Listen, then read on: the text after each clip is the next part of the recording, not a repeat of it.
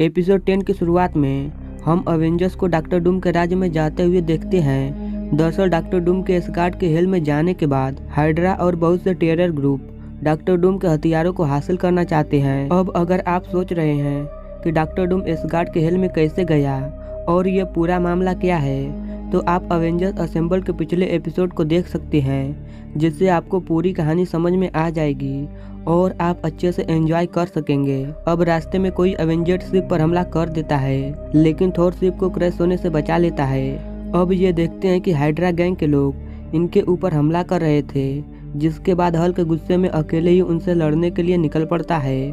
Hulk को देखकर hydra gang के लोग वहां से भागने लगते हैं कि तभी वहां पर एस्गार्ड का सुपर विलेन द डिस्ट्रॉयर आ जाता है, जो हल्क पर हमला करके उसे दूर फेंक देता है। आयरन मैन थॉर से पूछता है कि डिस्ट्रॉयर एस्गार्ड से आया है, तो तुम बताओ कि इसे कैसे रोकना है। लेकिन थोर टोनी का जवाब दिए बिना ही टेलीपोर्ट होकर वहां से चला जाता है। थोर के जाने के बाद कैप्टन कहता है कि तुम लोग चिंता मत करो, थोर जरूर मदद लाने के लिए गया होगा। अब सभी अवेंजर्स एक साथ मिलकर डिस्ट्रॉयर पर हमला करना स्टार्ट कर देते हैं, लेकिन वो ये जानकर हैरान थे कि डिस्ट्रॉयर के अंदर डॉक्टर डूम मौजूद था, जो अवेंजर को बताता है कि इस समय ओडिन गहरी नींद में सो रहे हैं, जिसका फायदा उठाकर मैंने डिस्ट्रॉयर को जगा दिया है और अब मुझे कोई नहीं रोक सकता। अब डॉक्टर डूम और अवेंजर के बीच में एक खतरनाक फाइट होना शुरू हो जाती है, लेकिन फाइट के दौरान डॉक्टर डूम अपने राज्य को भी डिस्ट्रॉय कर रहा था, जिसे देखकर अवेंजर हैरान थे। इसके बाद सारे अवेंजर्स डॉक्टर डूम के महल में आ जाते हैं, जहां पर वो डॉक्टर डूम के सारे हथियार उसी के ऊपर चला देते हैं, लेकिन डिस्ट्रॉयर को इससे कुछ भी फर्क नहीं पड़ता है। और अब अवेंजर्स को कुछ भी समझ नहीं आ रहा था कि वो डिस्ट्रॉयर को कैसे रोके, कि तभी वहां पर थोर आ जाता है, जो अपने साथ मदद के लिए लोकी को लाया था। अब यहाँ पर डिस्ट्रॉयर भी आ जाता है, जिसके बाद लोकी किसी तरह अपने मैजिक की मदद से उसे एक दीवार के अंदर कैद कर देता है, लेकिन वो दीवार डिस्ट्रॉयर को ज्यादा देर तक रोक नहीं सकती थी। अब लोकी अवेंजर्स के साथ मिलकर एक प्लान बनाता है कि अगर हम किसी तरह डॉक्टर डूम को रोकने में कामयाब हो गए तो डिस्ट्रॉयर भी रुक जाएगा, क्योंकि डॉक्टर डूम ही डिस्ट्रॉयर को कंट्रोल कर रहा है। लोकी की बात मानकर कैप्टन फाल्कन थोर और लोकी के साथ एक पोर्टल से होते हुए एस्गार्ड के हिल में आ जाते हैं, जहां पर वो डॉक्टर डूम को रोकना चाहते थे और बाकी के अवेंजर डिस्ट्रॉयर को रोकने की कोशिश करते हैं। अब अचानक से लोकी गायब हो जाता है, जिससे सभी को लगता है कि लोकी उन्हें धोखा देकर भाग गया, लेकिन अगले ही पल लोकी वहां पर आ जाता है, जो अपने साथ हेल की सेना के लीडर को भी पकड़ कर लाया था, ताकि अवेंजर्स पर हेल की सेना हमला न करे।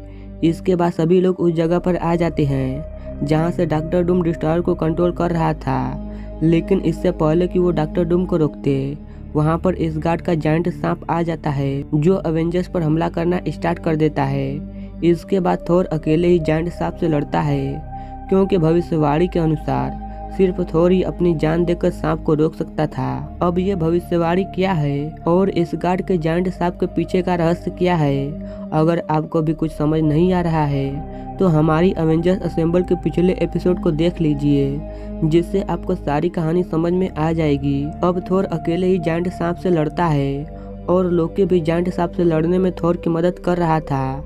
वहीं दूसरी तरफ आयरन मैन अपनी टीम के साथ मिलकर डिस्ट्रॉयर को रोकने की कोशिश कर रहा था, लेकिन इस दौरान डिस्ट्रॉयर आयरन मैन को पकड़ लेता है और उससे कहता है कि तुमने मेरे राज को खत्म कर दिया। आयरन मैन जब डॉक्टर डूम को समझाता है कि मैंने नहीं बल्कि तुमने डिस्ट्रॉयर के पावर के नशे में अपने ही राज्य को खत्म कर दिया है।